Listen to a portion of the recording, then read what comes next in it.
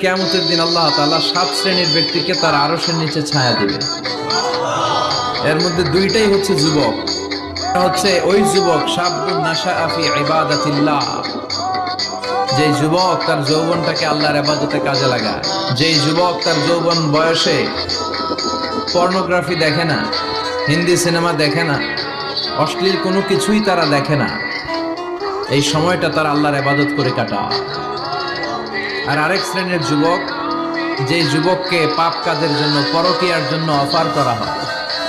সুন্দরী মেয়ে তাকে অফার করে, দেখো আমি সুন্দরী, সুস্নিগ্ধা, অনন্যা, প্রিয়ংবদা, সুহাসিনী, সুকেশিনী, সুভাসিনী, অসূর্যম পোষা, মেঘ কালো কেশ, কাজল কালো চুল, হরিণের মতো ডাগর ডাগর আমার দুটো চোখ। কিন্তু যুবক সেদিকে ভ্রুক্ষেপ করে না। ওই যুবক বলে, ইন্নী আখাফুল্লাহ, আমি একজনকে ভয় পাই, তিনি কে?